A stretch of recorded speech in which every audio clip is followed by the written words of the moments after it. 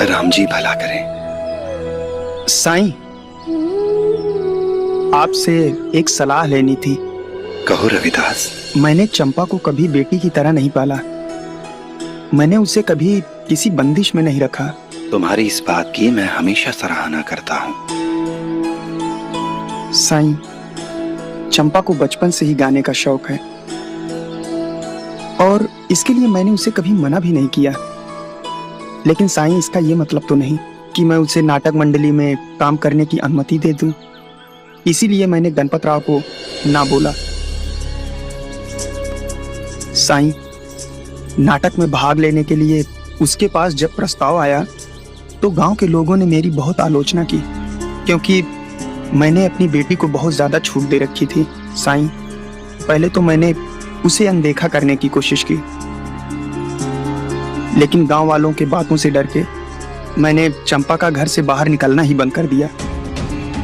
और आज गणपत राव का राग मल्हार सुनकर वही गांव वाले कह रहे हैं कि चंपा किस्मत वाली है, जो गणपत राव जैसा गायक उसके साथ गाना चाहता है, अभिनय करना चाहता है। और मैंने उसे ना कह के मूर्खता की है। अब साईं, आप ही बताइए, हम करें तो क्या करें? मुझे नहीं पता था रविदास कि तुम्हें भी यही बीमारी है। बीमारी? क्या हुआ साईं? क्या बीमारी है चंपा के बाबू को? संसार का सबसे पुराना रोग। क्या कहेंगे लोग? जानते हो रविदास, जब कोई चीज लोगों की समझ में नहीं आती, उनके पल्ले नहीं पड़ती, तो वो कहने लगते हैं कि वो गलत है, ठीक नहीं है।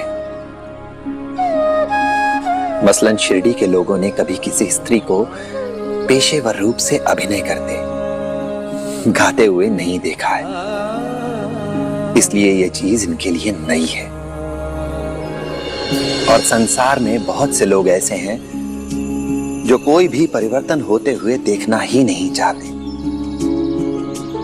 कुछ भी नया स्वीकार नहीं कर सकते वो। और जब संसार में कुछ नया होता है जिसे वो समझ नहीं पाते, तो पहला विचार जो उनके मन में आता है वो ये है कि ये गलत है, ठीक नहीं है।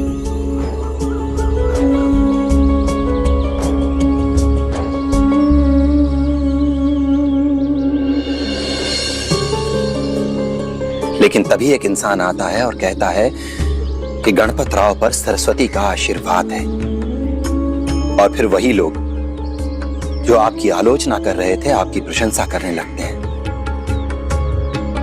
क्योंकि जिस किसी के साथ भी भगवान का नाम जोड़ दिया जाए, लोग स्वतः ही उसका अनुसरण करने लगते हैं। जानते हो इसका मतलब क्या है? इसका सिर्फ एक ही मतलब है कि हर इंसान की अपनी अलग अलग सोच होती है, और वो भी समय और परिस्थिति के अनुसार बदलती रहती है। अगर हम सभी की सोच को सुनते रहेंगे, उसके बारे में विचार करते रहेंगे, तो कभी कोई जोखिम नहीं ले पाएंगे, कोई विकास नहीं होगा, कोई प्रगति नहीं होगी।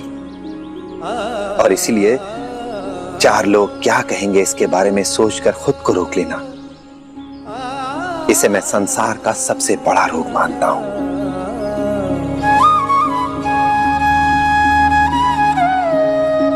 संसार क्या कहेगा, समाज क्या कहेगा, इसके बारे में सोचने से पहले तुम्हें यह सोचना चाहिए कि तुम्हारे परिवार के हित में क्या है, तुम्हारे परिवार की भलाई किसमें है।